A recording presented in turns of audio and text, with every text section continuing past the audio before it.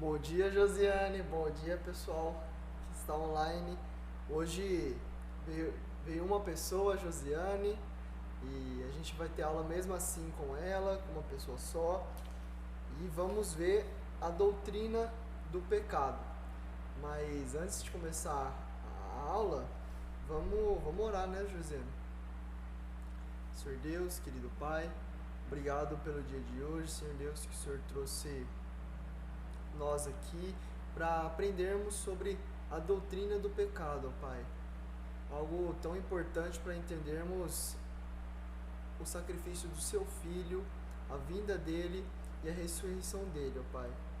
Obrigado porque na cruz o Senhor nos salvou do pecado, nos livrou da culpa dele e da condenação, ó Pai. Em nome de Cristo, nos conduz aqui nesse estudo, que possamos aprender mais juntos, em nome de Cristo. Amém. Tá. Josiane, quero começar com uma pergunta só. O que assim, para você, de maneira, com suas palavras, o que é o pecado? Tudo que desagrada o coração de Deus, tudo que sai fora do que Deus planejou, que Deus indicou seja feito, está tudo na Bíblia, Uhum. bem didático. Tudo Bem que sai didático. fora disso é pecado. Tudo que sai fora dessa linha é pecado. Bom dia, Naum. Bom dia, Pode Naum. sentando aí. Vivo, graças a Deus. Amém. Naum, a gente começou agora mesmo. E aí eu fiz uma pergunta aqui para Josiane. O que é o pecado? O que pro senhor Naum, com suas palavras, com seu conhecimento, o pecado é? Pecado, acho que é tudo que vem ao contrário da lei de Deus. Né? Uhum.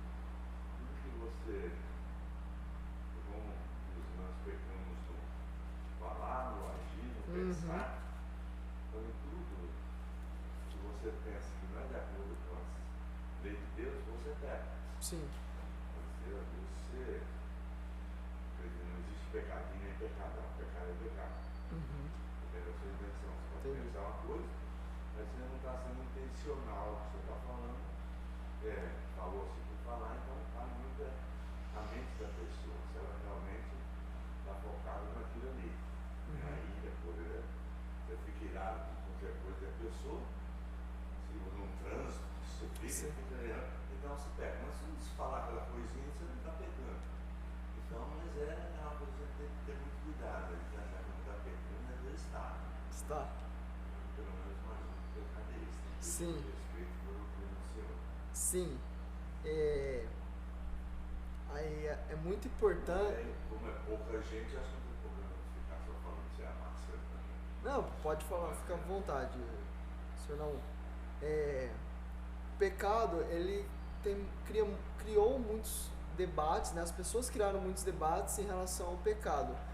Então, muitas igrejas, muitas religiões vão definir pecado de maneira diferente. Pecado, é um pecado contra si mesmo, não é satisfazer os seus desejos e contra o que o seu coração manda, né? E etc. E se a gente for procurar no mundo o que é pecado, vai ter muita divergência, vão ter muitas definições. Da maneira que a pessoa explica o pecado. Sim.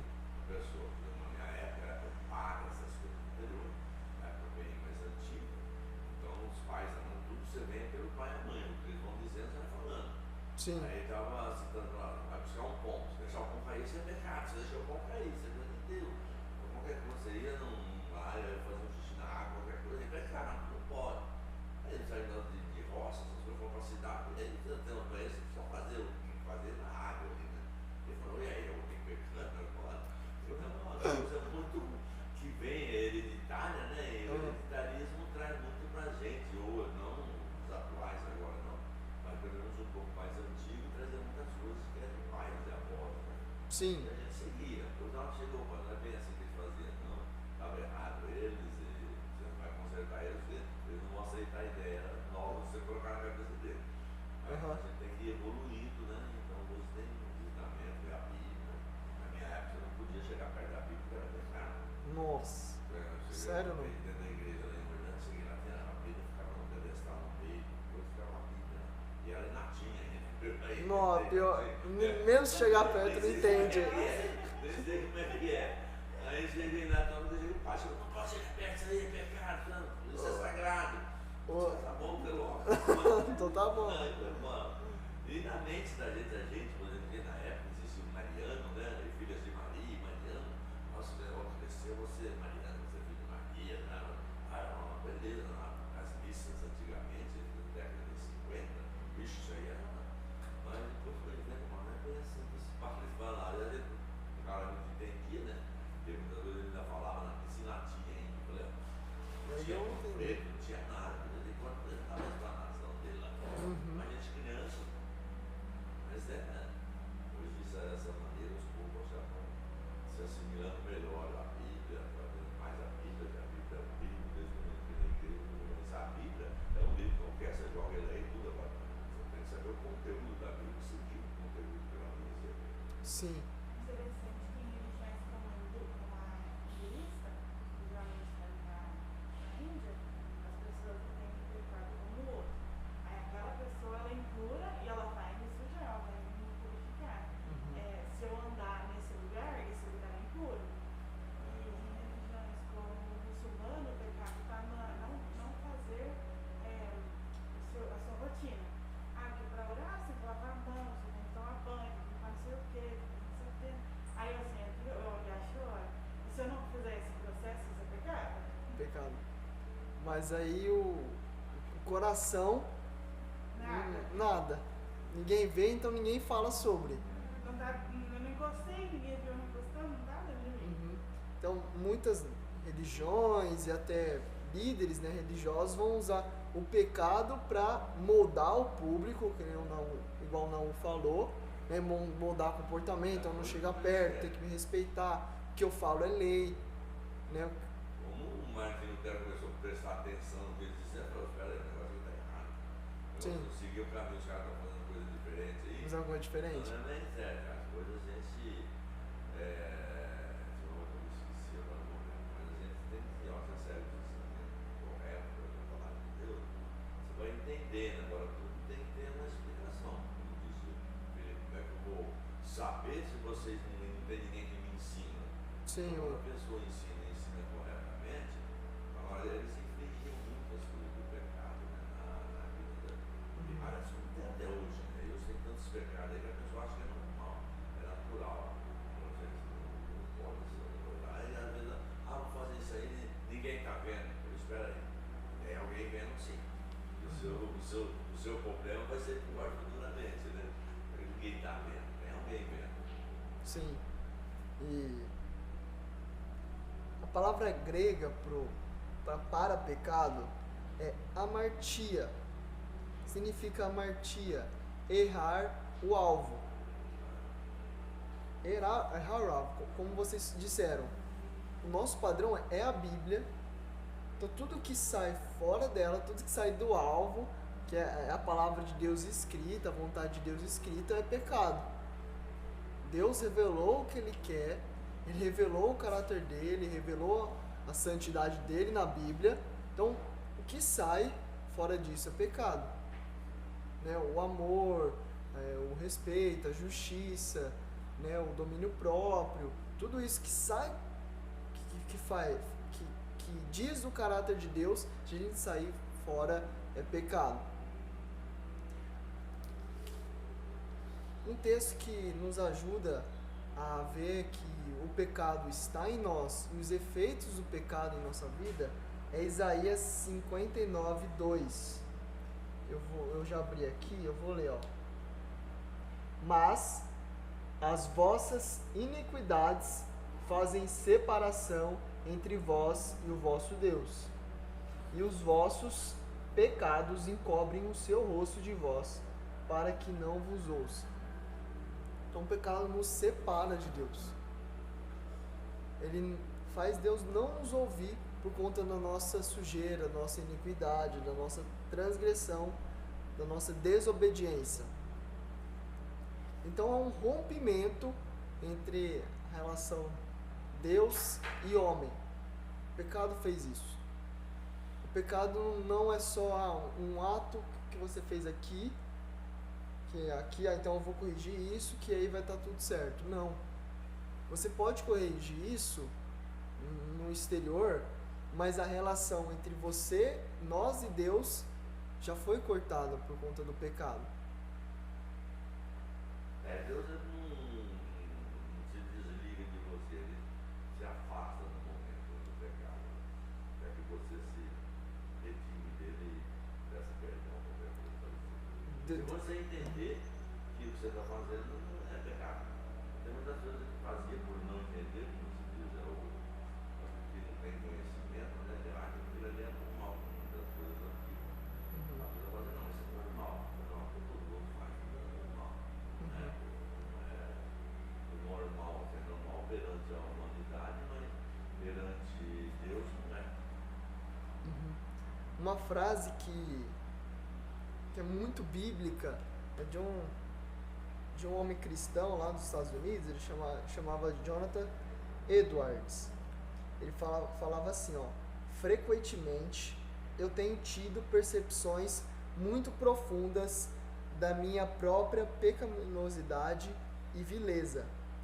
E muitas vezes isso me faz chorar amargamente. Quando olho para o meu coração e vejo a minha iniquidade, ela se parece como um abismo infinitamente mais profundo que o inferno. Então esse homem, quando ele se depara com o pecado dele, a natureza pecaminosa dele, ele chora, ele fica desesperado. Ele vê que é mais profundo que o abismo do inferno. Ele vê onde que ele está, a distância entre ele e Deus por conta da transgressão dele. Ele sente isso, ele vê isso, ele confirma isso e ele chora. Esse é o peso do pecado. Muitas vezes a gente não faz o nosso dia a dia, mas não lembramos dos nossos pecados passados, não lembramos dos nossos pecados de hoje. E aí vamos no dia a dia, às vezes você luta com uma coisa e você foca tanto nesse pecado, mentira, você foca tanto nesse pecado que quando você deixa de mentir, parece que a sua vida foi resolvida. Não. Às vezes focar tanto em uma só área da sua vida, né, vai fazer você deixar todas as outras. Então é focar num todo. O pecado não é só uma prática, não é só uma ação, mas todas as disposições em volta do seu dia, como você está no trânsito, como você está no seu trabalho, como você está dentro de casa.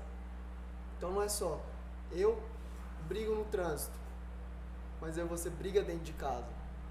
Vou me esforçar para não brigar no trânsito, mas dentro de casa você falha. Vou tentar ter paciência aqui no meu serviço, no meu trabalho, mas em casa eu não tenho paciência. Então o pecado ele é muito mais interno no nosso coração do que o exterior. O pecado não, muitas pessoas dizem que peca por ignorância. Por ignorância é quando a pessoa não tem conhecimento do que é o pecado. Ele não sabe, porque ninguém falou nada para ele a respeito disso ou daquilo. Às vezes a pessoa peca.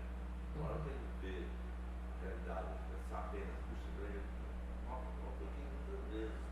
Sim. Nessa realidade, se Deus não castiga a pessoa, porque ele é ignorante, ele vai levantar alguém e coloca na mente dele o que ele estava fazendo, estava pensando.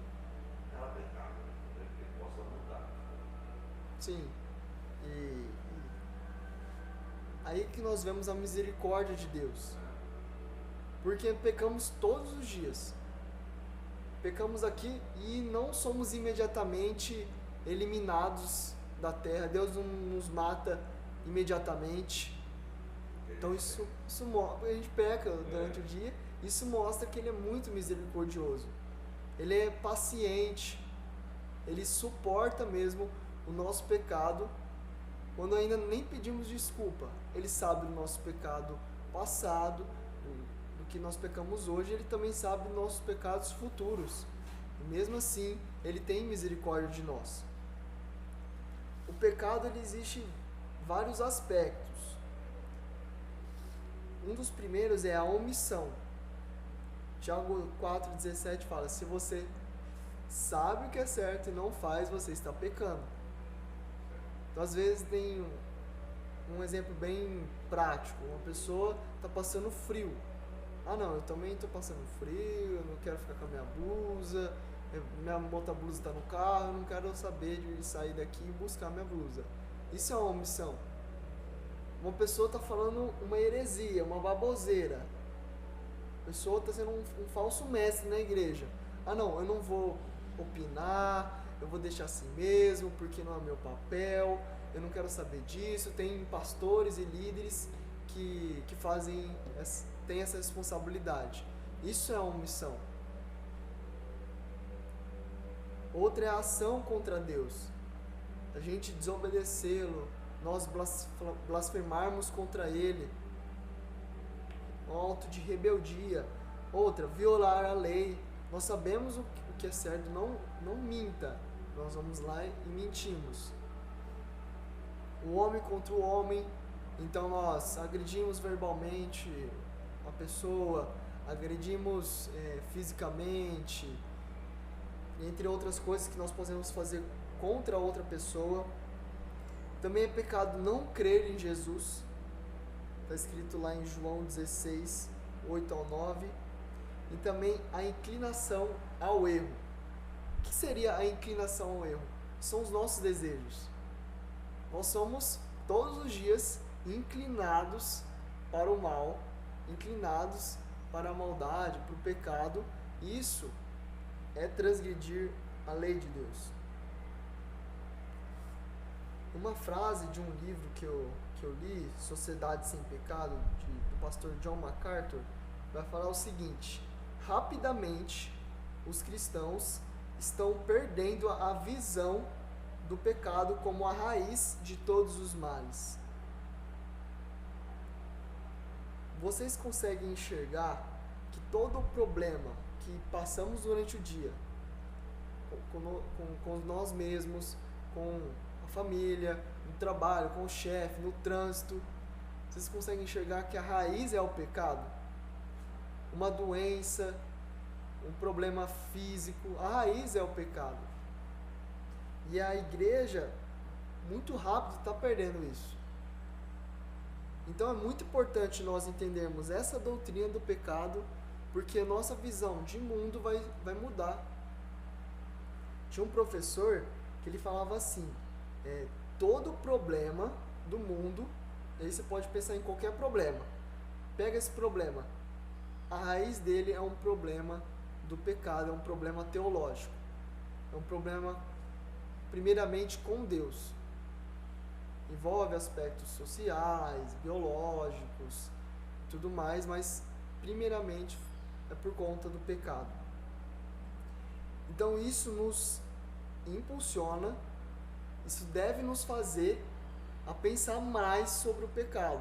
Não pensar para pecar, mas para pensar em relação a eliminar ele. Interessante que quando nós temos essa visão, que é uma visão que é uma evolução, né? Você estuda biblicamente, você entende que fica fácil amar outra pessoa.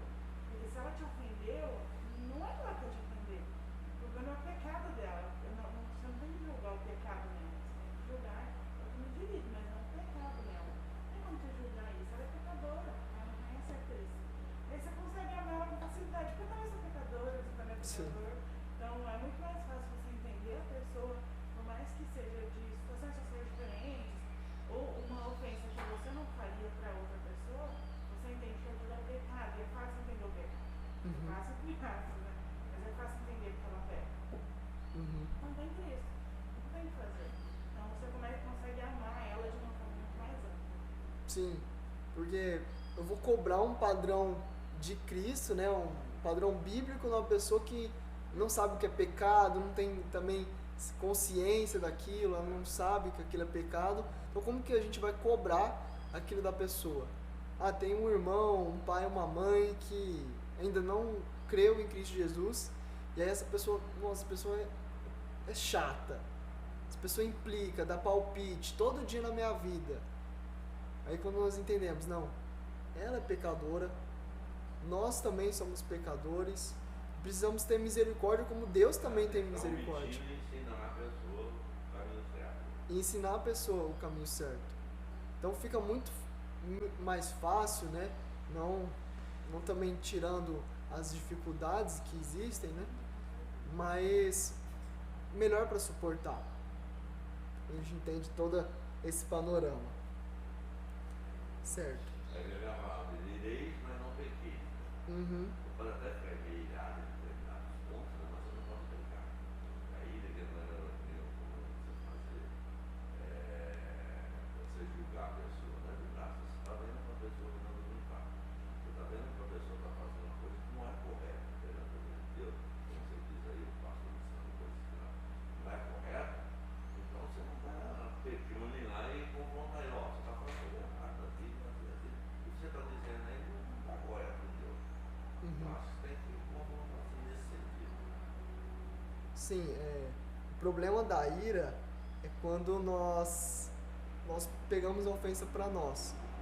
Então, a pessoa puxou meu tapete, meu ego foi destronado aqui, né? Eu não fiz o que eu quis, então eu fico irado. A ira santa é somente de Deus. E nós devemos ficar assim indignados com o pecado, com a heresia, com as pessoas que pervertem a igreja, o povo de Deus, e entre outras coisas. Então, igual o Naum falou, ficamos indignados com essas coisas, com a maldade, com o pecado, mas isso não nos faz pecar. Nos faz o quê? Tomar uma atitude, exortar o irmão. Quando você exorta o irmão, é a palavra de Deus, né, falando através de você para o irmão, para resgatar o irmão. Então Deus nos usa através da exortação, né, e entre outras coisas. Então, existem 3 impactos que eu resumi aqui da gente não entender perfeitamente ou de uma maneira melhor a doutrina do pecado. Se não existe o pecado, se nós não entendemos o pecado, não precisa de arrependimento. Não precisa, não. Isso aqui não é pecado, então não precisa de arrependimento.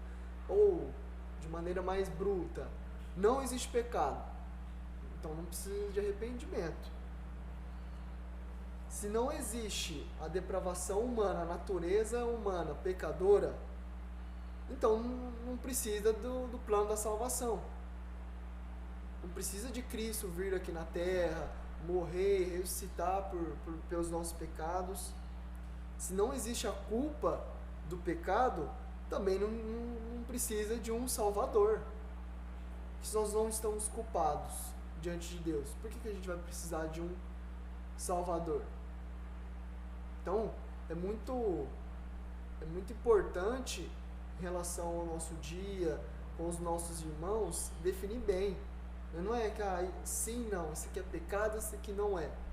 Mas continuamente estar martelando as cabeças e também ajudando os irmãos a entender, isso aqui é transgressão, isso aqui é errado, isso aqui você está sendo rebelde contra Deus, está desagradando a Deus.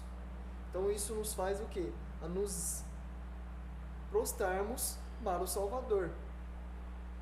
Se a gente não entender o problema do mundo, da nossa família, da nossa igreja, que é o pecado, nós nunca vamos precisar da solução. Quando nós vamos falar de Jesus para a família, para qualquer pessoa, na rua, no ônibus, no trabalho, a gente começa por onde? Qual é a primeira frase, a primeira linha de raciocínio que vamos tentar construir com aquela pessoa? Deus te ama, Deus tem um plano para você, Ele tem uma vida melhor para você, você tem que vir para Ele. Ou, você é pecador, você é sujo, é imundo, nós somos, e nós precisamos de um Salvador. Se a pessoa não saber que ela tem algo errado, ela nunca vai ter a necessidade de Jesus Cristo. Jesus Cristo veio aqui na Terra somente para ser um filósofo, fazer alguma revolução política, dar uns ensinamentos para a gente viver melhor, amar o próximo, e ele morreu e aí final, acabou. Eu pego alguns ensinamentos, amo ao próximo, e aí minha vida segue melhor. Não. Uma observação é que o pecados, na verdade, existem níveis de reprovação. Tudo é pecado diante de Deus, mas tem pecados mais reprováveis que outros. E a Bíblia mesmo fala em Ezequiel 8, 3 a 15, Mateus 11, 20 e 24, João 19, 11, que tem níveis. Matar uma pessoa é mais reprovável do que uma mentira. Não que a mentira é mais aceitável, é mais suportável, mas existem níveis de reprovação. Só uma observação de que às vezes a gente sempre fala, não existe pecadinho, não existe pecadão. Não existe que um é mais aceitável que o outro, mas existe um mais reprovável que o outro. E se a gente for ver ao longo da nossa vida, né, teve vezes que a gente começou com um pecado aqui, e aí continuamente quando fomos alimentando uma prática desse pecado, foi como uma bola de neve, foi tomando níveis e níveis piores, até que chegamos no final do poço. Nós vimos, nossa, olha o estado de reprovação que eu cheguei. O pecado, ele tem essa natureza. Você pratica algo aqui, aparentemente pequeno, mas aí ele vai cada vez mais piorando.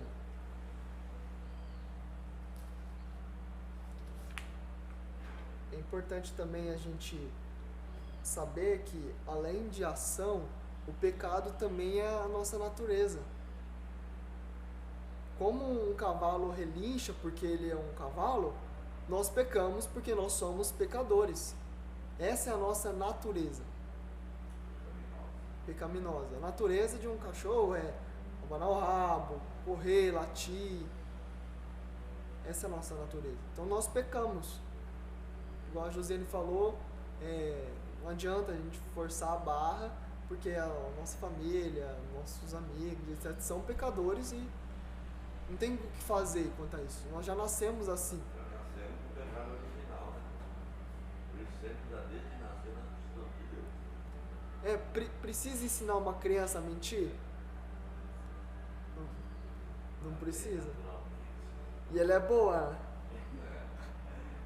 E nós somos bons em mentir. Em mentir, em pecar.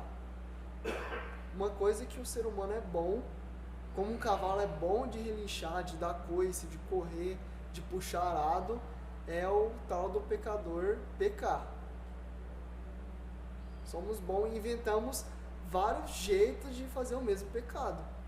De justificar ele também. E de justificar. Então às vezes a gente por exemplo, pensa, eu não vou mentir em casa. Aí eu não minto. Mas aí você deixa de falar algo. Você deixa de falar algo. O pecado tomou vazão daquilo. O pecado não foi solucionado ali. Entendeu? E Tem como se diz, tem que deletar ele da mente, né? deletar. O pensamento seja tipo deleta, não tem jeito. Não tem jeito de fugir dele. Ele está no nosso DNA. Então essa é a nossa natureza, é a inclinação natural, o DNA pecador do homem para o mal. E essa natureza é transmitida de pai para filho, é hereditário. Filho de peixe, peixinho é. Filho de pecador também é pecador. Pecadorzinho, mas vai ficando maior de estatura. O pecado, outro aspecto do pecado é a culpa. É o impacto condenatório do pecado em nossas vidas. Diante do tribunal de Deus, vamos pensar no tribunal. Tem a sentença, inocente, culpado. A sentença que temos é de culpado. Nós transgredimos, não tem absolvição, não tem escapatória. Ponto final. E essa culpa também é transmitida de pai para filho, é hereditário. Então, quando Adão pecou, isso passou para toda a humanidade. Muitos vão fazer uma diferença, né? Por que é hereditário? Alguns vão falar que Adão era um representante federal, como se fosse um país. Então, se o presidente entra em guerra, o país inteiro entra em guerra. Então, Adão era o representante, essa é uma linha de raciocínio. Adão era representante da humanidade diante de Deus, então ele pecou, então aí a nação inteira, toda a humanidade pecou consequentemente. E também tem a outra linha de raciocínio que a partir de quando o pecado entrou no mundo, Adão e Eva pecaram, né, a culpa, né, é passada seminalmente, de sêmen. Então está no DNA, está na natureza humana. E é legal ver essas linhas de interpretação, porque muitos defendem que Jesus, né, por que ele não era pecador? Ele era filho de ser humano. Ele não era filho de ser humano? Gerado por Maria, mas foi por obra do Espírito, não foi de um homem com uma mulher. Não teve o papel do homem. O homem não fez parte daquilo, o homem sim como masculino. Interessante quando você lê, fala que tinha, não lembro o termo, você bebeu, né? Então tinha aquele ser dentro de Maria. Não foi feito, não passou o processo de fazer. Senão ia ser bem claro de que então Maria gerou Jesus. Não. Tinha aquele ser dentro de Maria. Foi uma coisa da concepção divina. Sim, e o pecado não foi passado para Jesus quando ele estava sendo gerado. Então essa linha de raciocínio vai explicar. Por quê? Porque não teve a participação do homem, teve a participação do Espírito Santo ali na concepção de Jesus. Certo. No caso de Adão, acho que até pegou duas vezes, né? Hã? No caso de Adão, acho que pegou duas vezes. Um que Deus falou para ele não comer da fruta. Outra que ele culpou a mulher que fruta não é isso. Não, eu escutei, não deve ser para mim que me processar. Mas peraí, Deus falou para você não comer. Falou que quem Adão não nadar, você tem que rejeitar, né? Sim, Mas, Deus é sábio, Deus está sabendo o que vai fazer, então tem que acontecer mesmo. sim. É legal a gente estudar também a Gênesis 3, porque para quem Deus deu a ordem de não comer do fruto? Deu para Adão. Adão devia transmitir corretamente para Eva, né? E ela está sendo enganada. Ele tomar ali o controle da situação, expulsar a serpente, não Eva, não vamos pecar, e a gente vai seguir a Deus. Ele devia ter feito isso. Ele era o líder, o representante ali da humanidade. Deus criou ele para isso, né? E aí ele foi omisso. Ele pecou, e aí ele foi a mulher. Então essa linha de raciocínio que nós estamos falando vai falar o seguinte, não, o pecado foi o homem que transgrediu. A mulher foi enganada, mas o homem conscientemente transgrediu ali a lei de Deus. Então por isso que quando tem a participação do homem, né, essa linha de raciocínio vai dizer que o pecado é transmitido seminalmente. Quer falar alguma coisa? Não? Tá. Então, de algum modo, independente dessa linha de raciocínio, se Adão era representante da humanidade, então aí, como uma nação presidente entre guerra, uma nação entre guerra, né? Ou o pecado é transmitido seminalmente, independente disso, nós estamos ligados com Adão. Então, isso sobreveio consequências sobre a nossa vida. A primeira delas é a terra foi amaldiçoada. É inegável que existem problemas ambientais, tragédias ambientais, é difícil de plantar, é difícil de colher, é difícil de trabalhar, então a terra foi amaldiçoada, a terra está com problema também. A mulher, né, aumentou-se a dor de parto dela. Então, quando vai nascer o filho, também tem a dor, tem a dificuldade. Muitas mulheres morrem no parto, precisam fazer cesárea, etc. Então, a gente vê que não, algo natural está problemático. A morte física e espiritual, além de que, por enquanto ainda não morremos, mas quando não temos Cristo, nós somos mortos espiritualmente. Nós não conseguimos enxergar com os olhos espirituais, não conseguimos enxergar a Deus. Estamos mortos. E no final da nossa vida tem a morte física. Tem a penalidade da morte eterna. Então, a humanidade pecou, qual é a penalidade? A morte eterna, a separação total de Deus.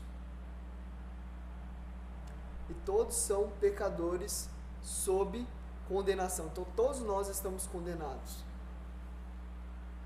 Esses são os resultados do pecado para nós. E quais foram os efeitos do pecado? O que vocês conseguem enxergar no dia de vocês que o pecado trouxe de problemático? Que trouxe assim para nós, nossa, isso aqui é problemático, isso aqui é dificultoso, isso aqui me dá angústia. O que para vocês é? O principal é se sentir afastado de Deus. Um cristão, é muito difícil. Peca, se o seu arrependimento, porque você sabe que vai ser afastado de Deus. Você entende isso, você sente isso. E isso é milagre. Saber que por conta do pecado existe a separação de Deus. Quer falar? Eu acho que no nosso dia a dia, a própria relação entre as pessoas, sabe? A gente sabe que não pode confiar nas pessoas e tudo mais. As pessoas são más umas com as outras. Então fica uma relação também muito prejudicada entre as pessoas. Uhum. Aquele relacionamento que é normal na vida da gente, da comunidade, eu vejo isso.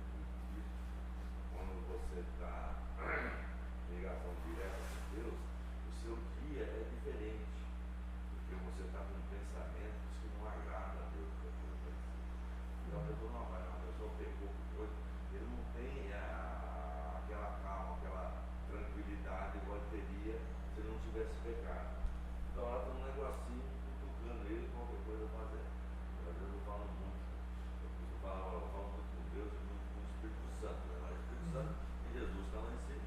Então às vezes eu brinquei no lado do Espírito Santo, ó, se eu estiver pecando em pensamento, qualquer coisa, eu faço com que eu mordo a língua. Mordo a língua o dia inteiro, eu falei, nossa, deixa eu parar. Eu falo, deixa eu me concentrar, que eu estou fazendo as coisas, não é correto. Vou fazer agora, deixa eu pensar, tá certo, Senhor, é o caminho aí. Então quando a gente tem uma consciência ligada com Deus, quando a gente não peca, mas a gente é mais brando um pouco. Pecado, como se diz, vai definhando a pessoa, né? Vai acabando com a pessoa. E se ele insistir mais no pecado ainda, cada vez fica pior. Cada vez fica pior. Vai dando ênfase ao diabo e cada vez está aproveitando. Mas não, tá certo. Tá igual os desenhos animados que tem aí. De um lado o diabo, do outro lado o anjinho. Eu vou fazer isso, o anjo não faz, senão eu tenho pecado. O diabo, não, o que é isso? Pode ir lá, vai fazer e tal. Mas ele, você tem que parar, pensar, não, senhor, esse é o caminho. Esse é o caminho certo. E seguir. Sim, aquela dificuldade durante o dia de a gente sempre estar se deparando com o pecado. O dia inteiro estamos em volta do pecado, pessoas pecando, e pessoas passando no sinal vermelho. Agora que eu estou dirigindo, eu vejo, nossa, quanta pessoa passa no sinal vermelho? Eu fico, nossa, puxa vida.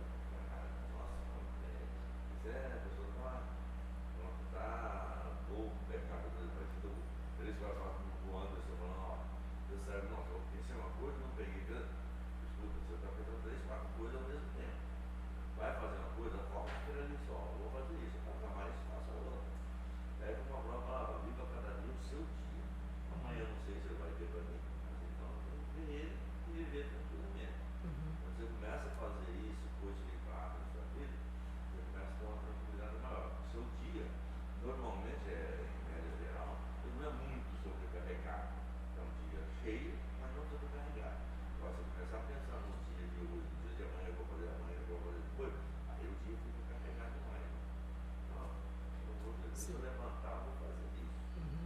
E a aplicação de tudo que nós falamos hoje é que oração, né? Como nós oramos, como nós acordamos no nosso dia a dia.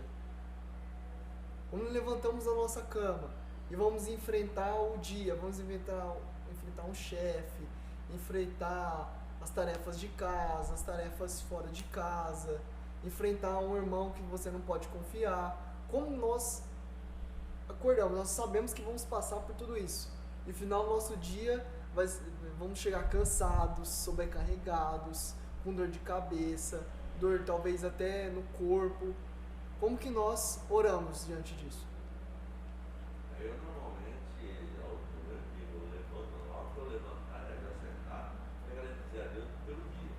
Me deu o dia para ver muito obrigado, agradeço o Senhor, agradeço as coisas pelo dia, aí eu vou mudando tudo, nem fazer, eu oriento ali, pedir sabedoria, eu faço qualquer coisa, para que eu tenha um dia assim, tranquilo com as pessoas com quem eu quero confrontar com algumas coisas, eu possa ter sabedoria de pessoa.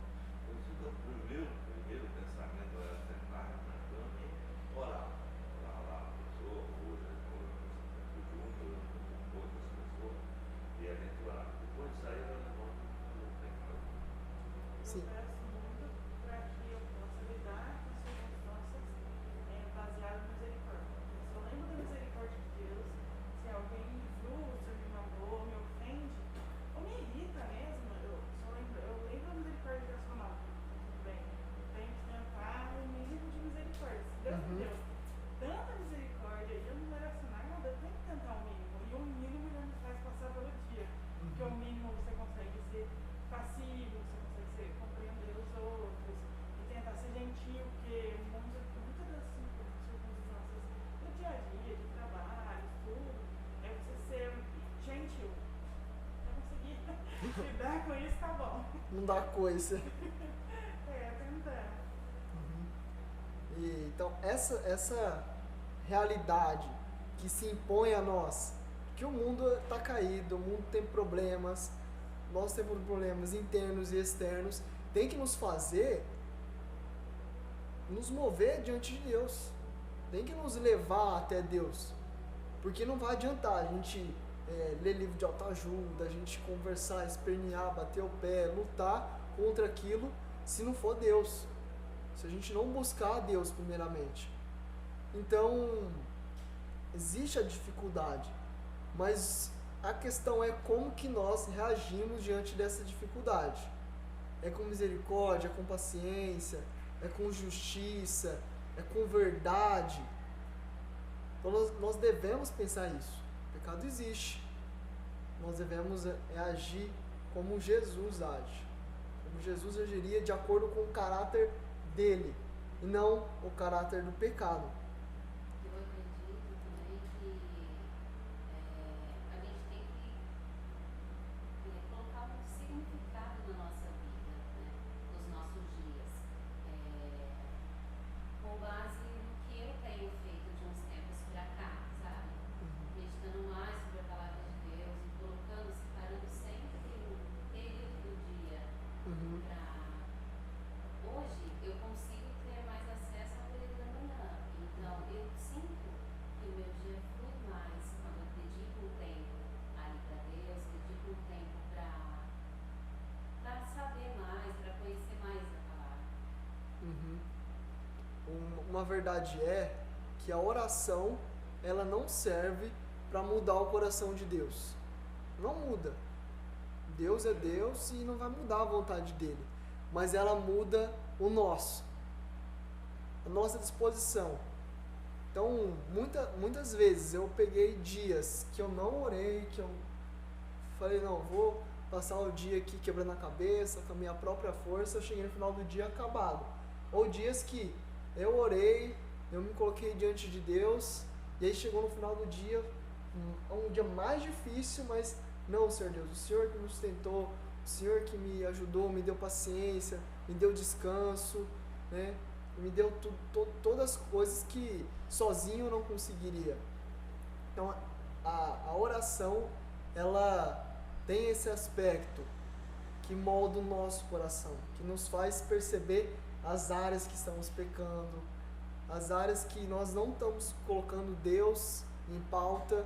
Então é muito importante nós pegarmos isso como uma prática contínua, que é o hábito, a prática da oração nas nossas vidas, porque sem Deus nós não vamos conseguir vencer o pecado, não vamos conseguir ajudar as pessoas que estão pecando, a mostrar Cristo para elas, nós não vamos conseguir. Os efeitos do pecado, existem alguns, deixa eu ver se eu consigo pegar uma caneta.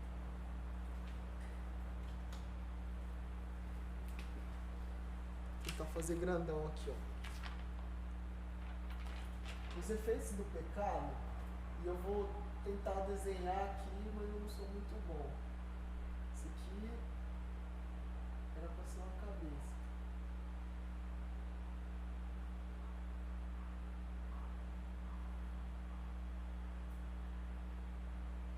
Eu não sou muito beleza.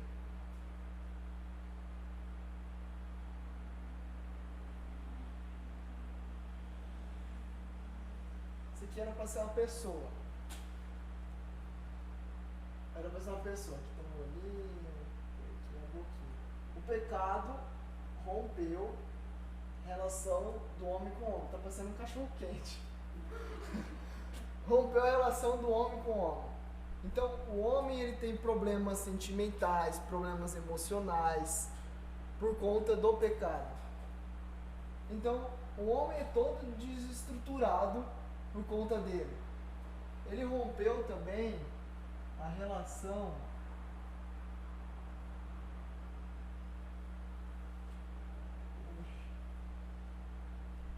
com Deus. Com Deus. A nossa relação está quebrada diante de Deus. Ele rompeu também a relação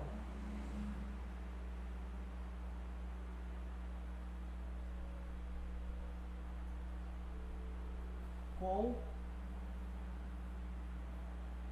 outros homens. Ele também rompeu a relação com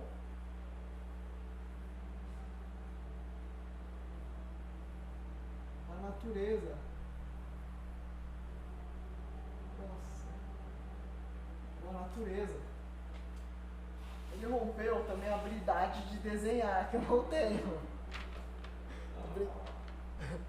Então, a relação contra a natureza. Ele também rompeu a relação da própria natureza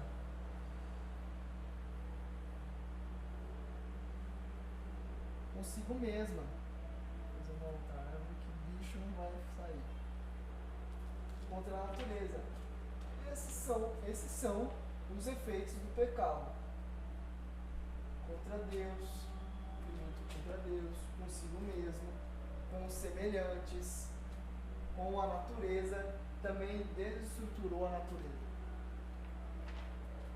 Então, quando nós vemos todas as coisas da nossa vida, problemas emocionais, né, mentais, físicos, psicológicos, é um homem consigo mesmo, é o efeito do pecado.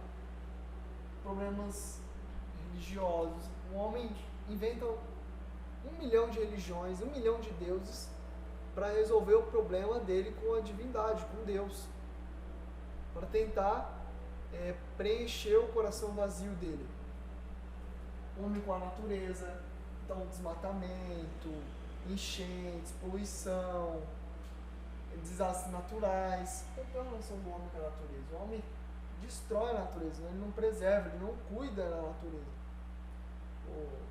O papel que Deus deu para a humanidade, né, através de Adão, de cuidar, preservar o jardim, foi rompido. E a natureza consigo mesmo.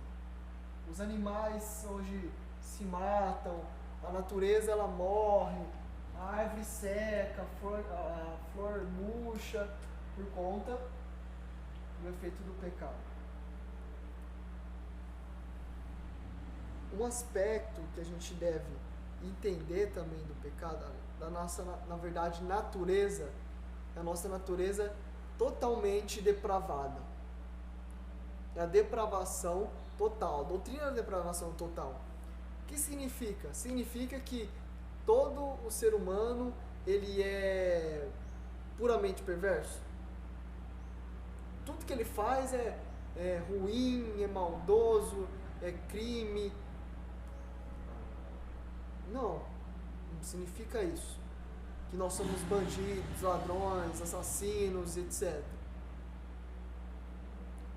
Significa que todas as nossas faculdades, todos os aspectos da nossa vida estão manchados pelo pecado. Nossa vontade, os nossos desejos, a nossa inteligência, as nossas emoções, as nossas relações, tudo que é dito sobre o ser humano está manchado pelo pecado.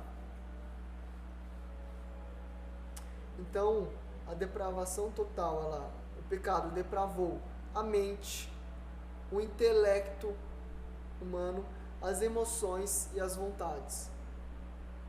Nós não desejamos Deus, nossas emoções estão totalmente desreguladas, a nossa inteligência também está totalmente desregulada, e a nossa mente, os nossos pensamentos, as palavras que temos dentro de nós, estamos continuamente tendo pensamentos perversos todos os dias, e precisamos corrigir isso. Essa é a depravação total. Também nós precisamos entender a questão do livre-arbítrio. A doutrina do pecado ela vai dizer sobre o livre-arbítrio. O que é o livre-arbítrio? Uma definição resumida e simples é o poder de escolha sem qualquer fator impeditivo.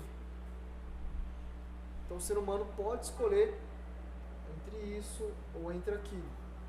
Essa é uma definição básica do livre-arbítrio. Quem teve realmente livre-arbítrio foi Adão e Eva. Por quê? Eles não tinham dentro de si a inclinação do pecado. A questão para a gente entender o livre-arbítrio é o que está dentro de nós. Nós somos virgens. Nosso coração é virgem do pecado, ou ele está manchado, ele está sujo, ele está contaminado pelo pecado. Então, um desenho que ajuda a gente a entender a questão do livre-arbítrio é o seguinte: Adão e Eva, como que era a disposição deles em questão do livre-arbítrio? Poder de escolha. Era assim.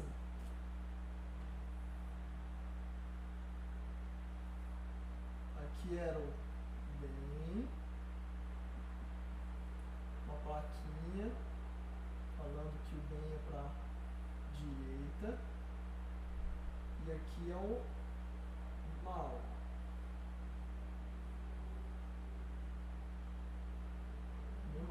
Indo para a direita é bem, indo para a esquerda é mal. Aqui ó, terreno plano, sem dificuldade para andar para a direita, né, para a minha esquerda, e aqui agora a minha direita, sem dificuldade. Então aqui é sem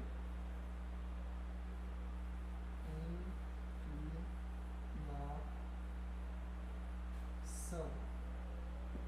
Sem inclinação. Livre.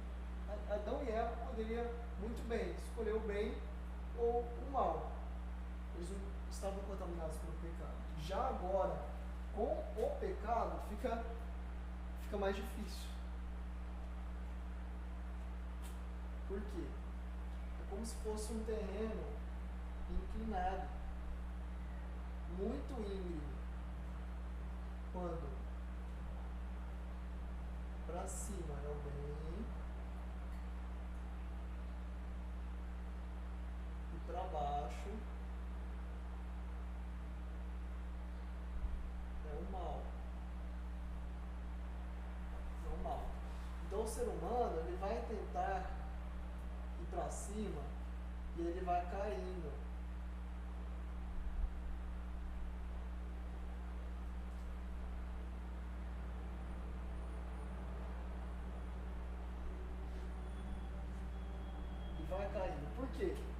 existe, aqui é com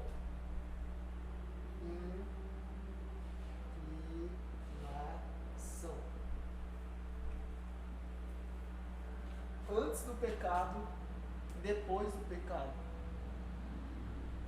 Como foi dito aqui, continuamente nós nos deparamos com dificuldades no nosso dia, no trânsito, no trabalho, com pessoas que não podemos confiar por conta do pecado e essa inclinação. O nosso desejo é o quê? É xingar, é bater, é nos irar, é pecar. Todas as áreas, familiar, sexual, de amizade, todas, profissional, ela é manchada pela nossa inclinação pecaminosa que nos tende ao mal. Isso é fácil. Não é muito, isso é fácil porque somos muito fáceis, somos muito práticos em pecar. Somos craque nisso. A criança ela não precisa aprender a mentir, ela mente tranquilamente. Ela não precisa aprender a desobedecer, ela já naturalmente desobedece. Então esse é o livre-arbítrio. Caminhando para o final, e agora? O que vamos fazer? Como nós, seres humanos hoje, vamos lidar com o pecado? Como que vamos resolver isso? De tudo que nós falamos, de inclinações, de estarmos totalmente contaminados com o pecado, de termos dificuldade, os resultados, os efeitos que o pecado tem na nossa vida, o peso que ele nos traz, a culpa diante de Deus, a condenação. E aí, o que nos resta? O que iremos fazer? Essa é uma pergunta retórica, não precisa responder. A resposta está em Cristo. Está no sacrifício de Cristo. Porque foi ali que Ele nos perdoou de toda a transgressão, nos livrou da culpa e pagou o preço da nossa condenação.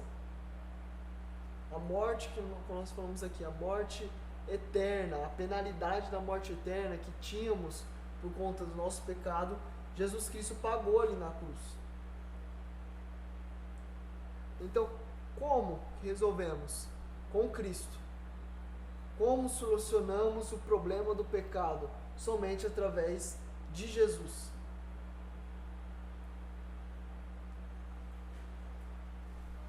É Ele que tornou realidade a vitória contra o pecado. Ele que tornou realidade poder subir essa ladeira aqui, onde nossos desejos, nossa sexualidade, nossos pensamentos, a nossa vida espiritual, nossa vida profissional, tudo que tendia para o mal, Ele nos dá força e capacidade, através do Espírito Santo, para subirmos essa ladeira e chegarmos até Deus. Sozinhos somos este. Com Deus, com Jesus, né, nós chegamos aqui. Nós somos aceitos. A separação que tínhamos com Deus foi ligada.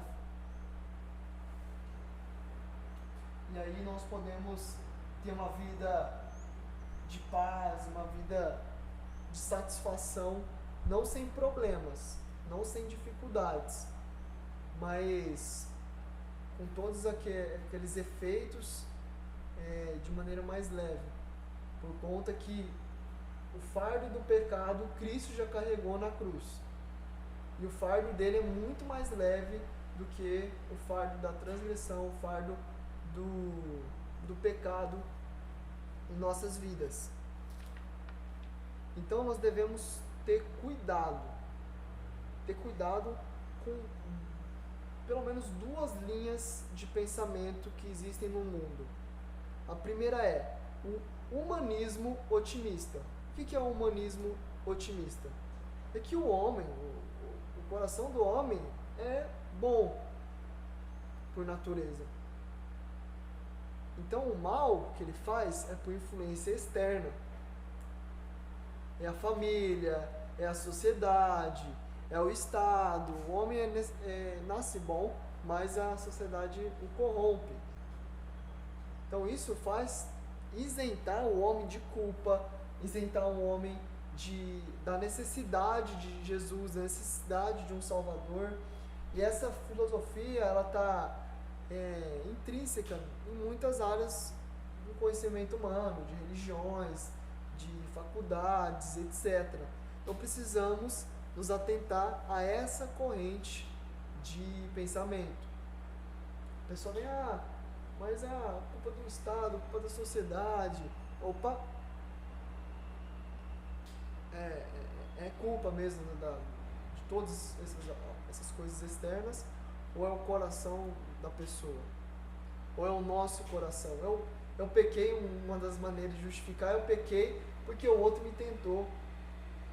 Porque esse aqui apareceu na minha frente, porque o cara me cortou, o cara me fechou. Minha mãe eu estava estudando, minha mãe mandou eu parar de estudar e trabalhar, e lavar louça. Meu marido me encheu o saco, etc. Então o humanismo otimista ele vai ser otimista em relação ao homem. Outro ponto é o evolucionismo ateísta. A evolução, né, como todos sabem, o homem como espécie, raça, ele foi evoluindo, né, ao longo da história do mundo. Então ele desenvolveu os membros, desenvolveu o intelecto, ficou mais inteligente, né, aprendeu várias coisas e foi evoluindo. Foi se tornando adaptável em relação ao ambiente e etc. Mas o evolucionismo ateísta ele não só considera os aspectos biológicos, mas também os aspectos morais. Então o evolucionismo ateísta acredita que o ser humano menos evoluído, primitivo, ele precisava de um Deus, ele precisava de uma divindade, ele precisa de um sol, de Jesus, ele precisa de adorar algo. Mas a partir do momento que ele vai evoluindo, vai crescendo, vai se adaptando, ele tende a se desvincular de divindade, de uma ideia de Deus. Eu já acho que ele sabe tudo. Acho que sabe tudo. É como se Deus tivesse morrido. Não precisa dele. Então ele vai ter uma evolução ética que não tem essa de certo ou errado. Uma evolução moral, uma evolução espiritual que não tem essa baboseira de espírito, de pecado. É tudo biológico, é tudo que o ser humano menos evoluído tinha isso na cabeça. Isso fazia ele ser preso, ser limitado. Então o otimizar a espécie humana é se desvincular da religião, desvincular de Deus. Essa também é uma filosofia, né, uma linha de pensamento que devemos ter cuidado. Então é isso, pessoal. Então já chegamos no nosso final. Alguém quer comentar alguma coisa? Algo que acha interessante, que vai contribuir para a aula? Oi? Agradecer a todos que vocês fizeram, que nos ensinaram a ter um pouco mais de conhecimento da palavra. Sim, é um conjunto, né? Deus usa as pessoas, né, a igreja para nos ensinar essas verdades. Alguém mais? Então eu vou orar aqui.